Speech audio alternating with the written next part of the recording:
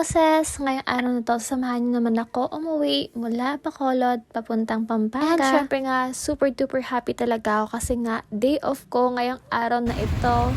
And wala lang trabaho, wala nang work. So, it's me time and it's time to rest. Papuntang Pampanga, ang dami-dami ko talagang sasakyan na dapat sakyan. Kasi sasakay ako dito sa may barko, tapos naman sa tricycle, sa bus, sa Ceres, at saka sa airplane. So, sa lahat talaga na sinakyan ko talaga, yung barko talaga yung pinaka-stressful kasi nga 2 hours yung aking haantayin mo na bumili muna ako ng ticket doon.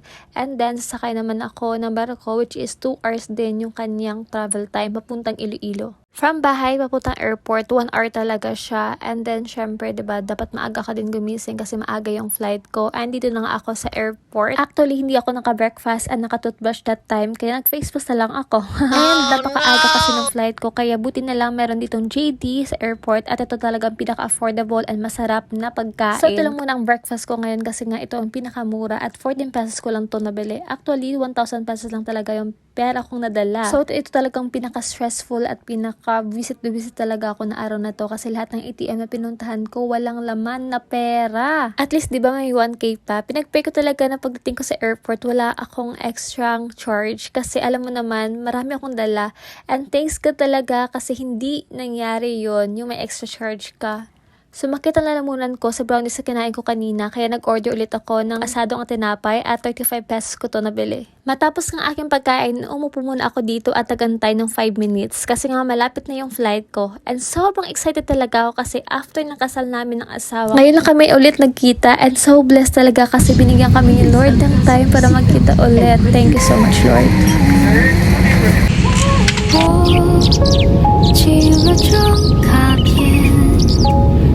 So,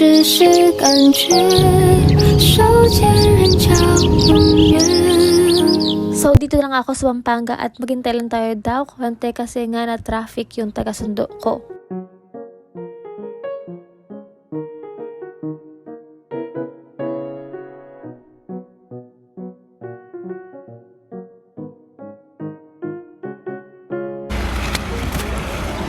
At ayan, malayo pa lang ang asawa ko, nakita ko na agad siya at may pa-surprise talaga yung mayor natin kasi nga nagdala pa siya ng ibon. Ang pangalan niya pala ay Chinchin. Medyo punyeta lang talaga yung asawa ko kasi nga yung pangalan ko at pangalan ng ibon, same lang. Sabi niya kasi mukha daw akong ibon, kaya yun, Chinchin din siya. So, ang cute-cute talaga nitong ibon na to kasi nga pala tulog siya. Kahit hawakan mo lang ng ganito, natutulog talaga siya. At dito na nga ako sa bahay ng asawa ko at hindi pa ako nakapagkain ng matino. Kaya pumunta kami dito sa may Alphamart at bumili ng aking makakain. Mas maganda talaga dito sa Manila kasi nga kahit mga barangay dito ay very convenient at very accessible. So, sa hindi nakakaalam, laki po akong probinsya and puro gulay pong kinakain ko kaya healthy talaga ako. So, ngayon dito tayo sa Pampanga at kakain tayo ng mga ritual na kinakain ng asawa ko. At ayan, naghanap na kami ng mga frozen food dito at sobra talagang mahal. And nagulat talaga ako sa price. Medyo siguro na shock lang ako doon konti. Sorry talaga kasi nasanay lang talaga ako doon sa amin. Yung mga kilikilo lang ba, yung mga mura lang talaga. At ayan, nakapili na nga kami ng aming bibilhin. At halata naman talaga na puro barya lang talaga yung pera ng asawa ko. At least naman, diba, may natira naman kahit konti. So, dito lang kami sa bahay at magluluto lang kami ng chicken curry na isa sa mga paborito ko.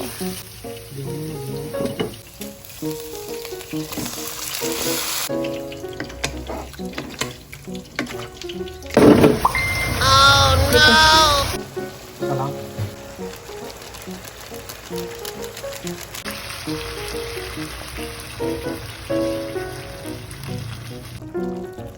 For 3 hours yan. Yan. Tapon mo na to. Tapon mo muna to yan. Yung para may ambag ka naman dito. Oh.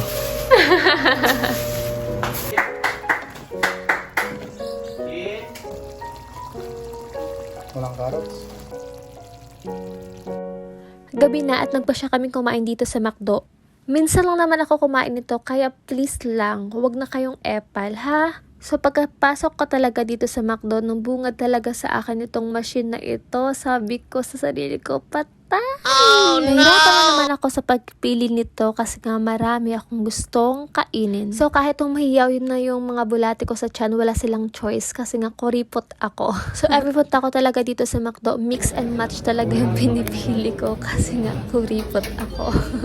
So, in order pala ng hubby ko is yung chicken burger at saka alaking. Sabi niya daw, hati daw kami kasi nga hindi naman siya daw gutom. Kaya yun, sinolo ko lahat. Halos 80% yung kinain ko at 20% lang yung sa asawa ko kasi nga busy siya sa ML. So, kasalanan niya yun. At ayan, busog na busog talaga ako that time. Lalo na itong Coke float na sobrang sarap at sabayan mo pa ng chicken burger na in-order ng asawa ko. Sobrang busog talaga ako ngayong gabi at super sulit talaga ang pagkain ko. Lalo na pag nag-rank sa ML ang asawa ko. Yun lang mga roses. Bye!